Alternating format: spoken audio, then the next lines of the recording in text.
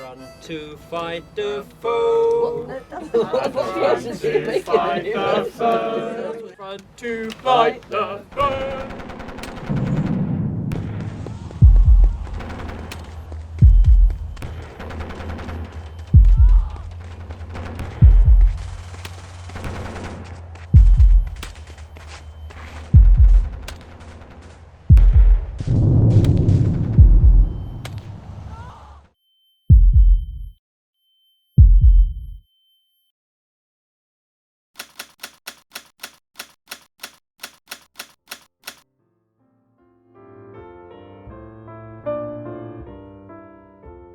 James Henry Jennings, the eldest son of a Cornish tin miner, born the 7th of March 1899 in St Agnes, Cornwall.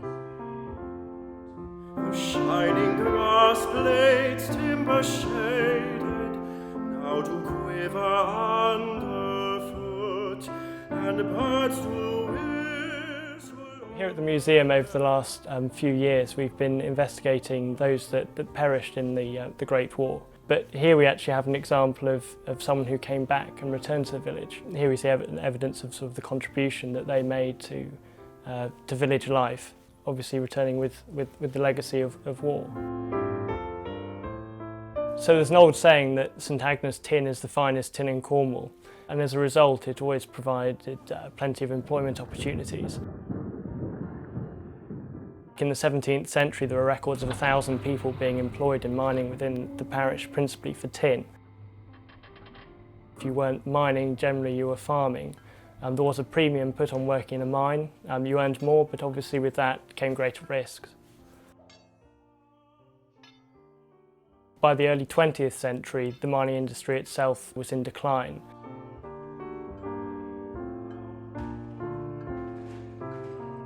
James Jennings, Henry's father, was a tin miner through and through, working down West Kitty mines.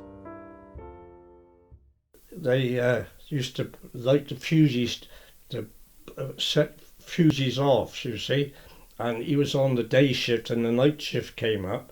They told him that there's one they think hasn't gone off then, there's only 5.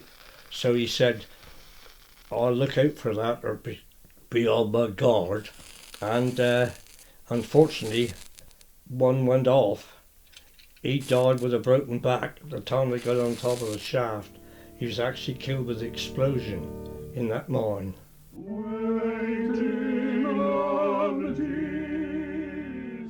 The average life expectancy of a miner wasn't much over 40. Accidents were commonplace, and unfortunately for Henry's father, see, he lost his life in an explosion at West Kitty mine, and this was a mine that Henry himself went on to work in.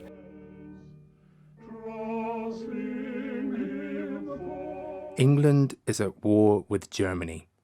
It was expected it would happen someday, but few realised it would come with such suddenness and be brought about by such a remarkable chain of circumstances. Britain was caught unawares with a very small army in 1914, and when Lord Kitchener became Secretary of State for War, he was under no illusions that it was going to be over by Christmas. He saw a great continental war going on for years and years, and we needed a big army. He put into effect almost immediately the expansion of the British Army to a strength that had never before reached. As the war went on in 1914-15, the supply of volunteers tended to dry up. Much against our best wishes, conscription was introduced in January 1916. The unions in particular were very greatly opposed to conscripting men into the army, but needs must, and on the 27th of January 1916, all men between the ages of 18 and 40 were liable for conscription. Obviously, Henry was keen to support his family, so he'd been at home working in the mine. However, shortly before his 17th birthday in March 1917, he was called up for service, obviously for the Great War.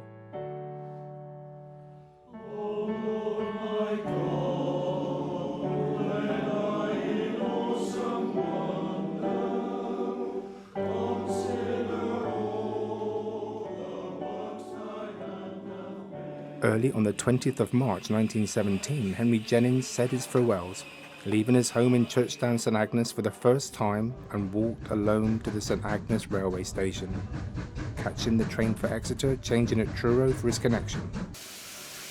Arriving at last at the army camp reception and given the number 31599, Private J. H. Jennings of the 15th Battalion Devon Regiment.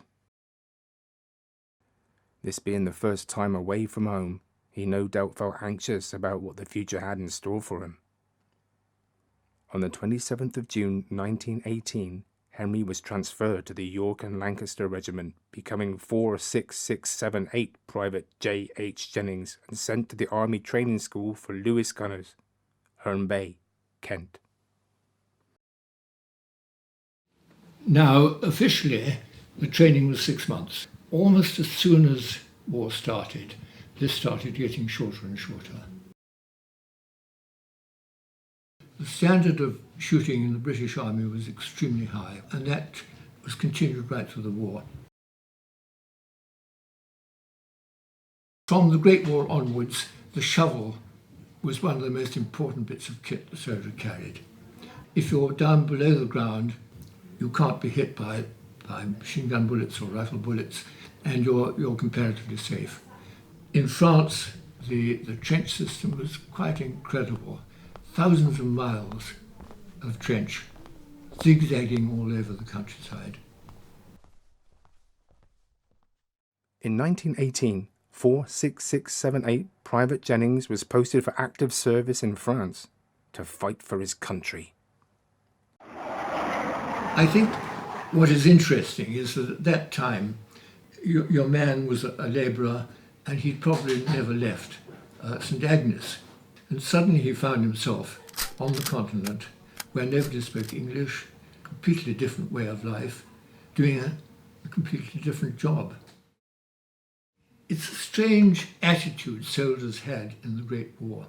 We tend to judge the ethos of soldiers by the war poets.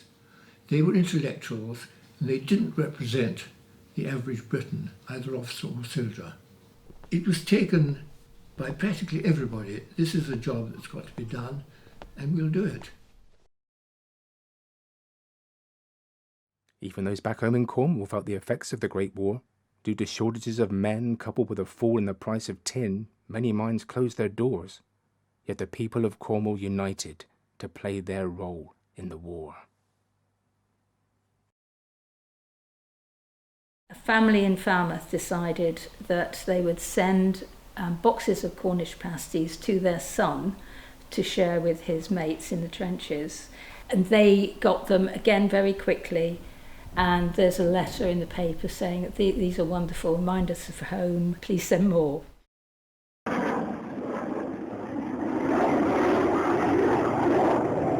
On Sunday the 13th of October 1918, just 29 days before the armistice was declared, the 800 men of the Yorkshire and Lancaster Battalion were ordered over the top of their trenches, southeast of the infamous Somme. Casualties were heavy. Not many escaped without wounds, and many soldiers lost their lives that day.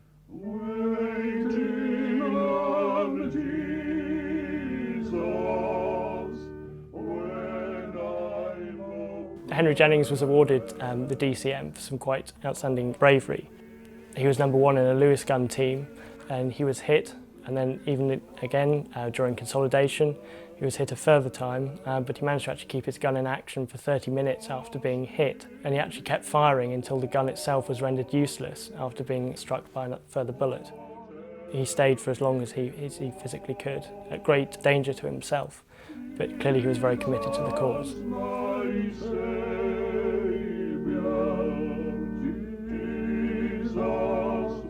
The evacuation was extremely efficient.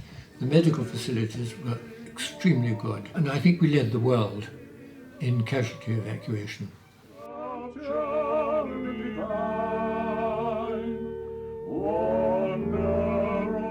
Just 6 days after receiving his injuries, Jennings was sent back to England for necessary hospital treatment at the Southern General Hospital in Stourbridge, West Midlands. The thing that everybody talks about is comradeship, and that is undoubtedly what kept the British Army going. From officers to soldiers, NCOs to soldiers, everybody looking after each other. No longer did men touch their forelocks to the squire. They'd served 4 years together, the squire and the labourer, in a muddy shell hole soaked to the skin, and they were all men of the same calibre. Every soldier you ever talked to, of any age, will say what kept them going in hard times was the spirit of comradeship. Around the shores of England that stretch toward the sea. The end of the war in England were terrific jollifications and dancing in the streets. It was just a feeling of vast relief that it was all over. That a busy life forgets, the fishermen of England are working at their net. Henry Jennings was discharged from the army in January 1919 and returned to his home in Churchtown, St Agnes. Even a small village in Cornwall couldn't escape from the impact of the war, and Henry found the life he once knew had changed forever. I can remember in the front room there was a picture of Uncle Henry with his platoon, but he never talked hardly anything about that. When we looked into his history a little more, we found that it was quite a good soldier.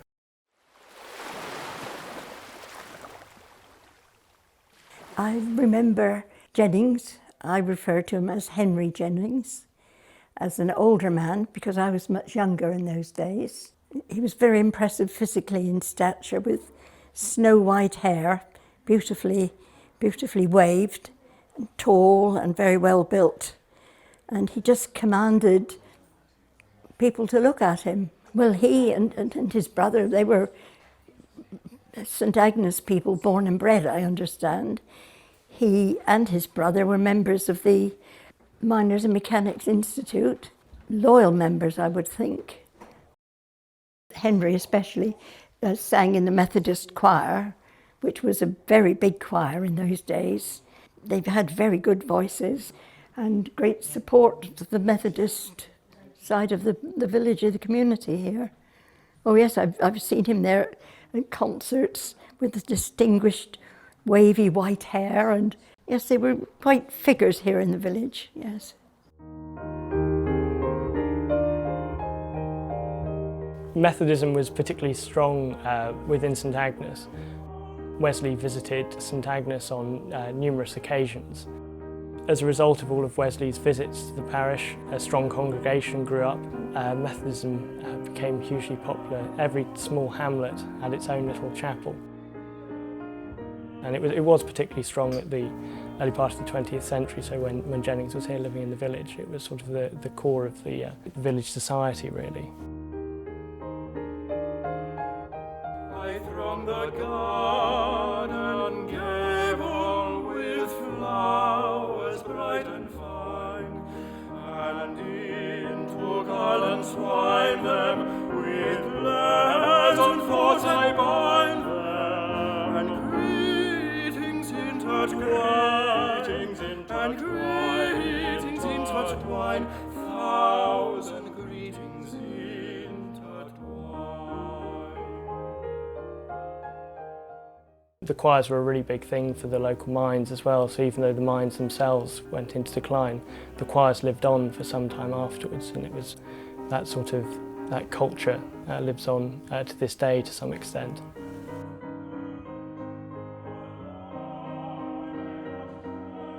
There was a lot of singing certificates up in the passage and they joined the choir, the both of them, the two uncles, and they sang in there for about, one was 60 years and another 50 years. Their favourite tune was "The sands of time are sinking, the dawn of heaven breaks." That was a favourite one of them. And when people used to come to visit them, they had a piano in the front room and they always used to have a bit of a sing-song.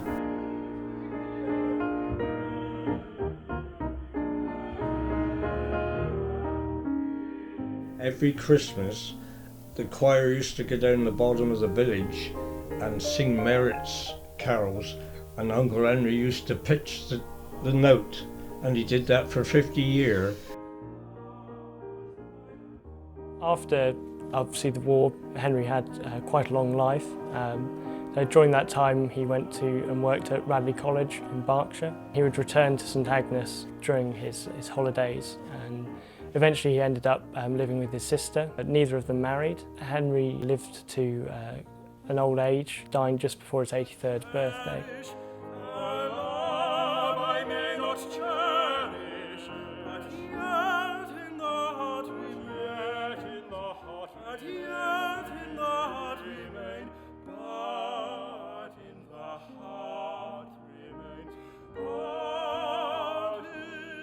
James Henry Jennings was one of the lucky ones. Over 6,000 Cornishmen lost their lives at the Great War. These men were the Cornish Tommies. Somewhere a brother was bowed down with care. Burdens were pressing so heavy to bear. Then did the trial a sweet calm stole through. Somebody prayed, was there somebody?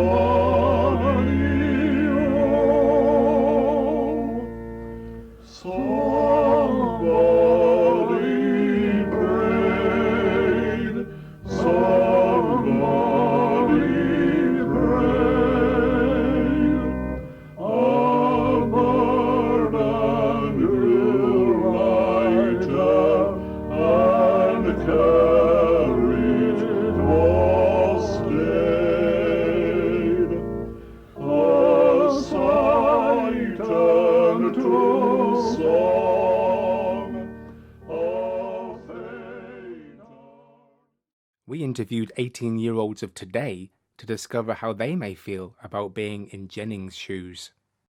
Those who fought in World War I felt were incredibly brave, like incredibly brave. I don't think I could ever do that. Yeah, for me, the ones that fought in the war, I really do appreciate it. I would never have put myself up for it. I think they're incredibly brave to be able to pluck up the courage to be able to leave their families and leave where they live to go and fight for their country. I think in this day and age, I don't think people would be able to pluck up the courage to be able to do that. Thanks.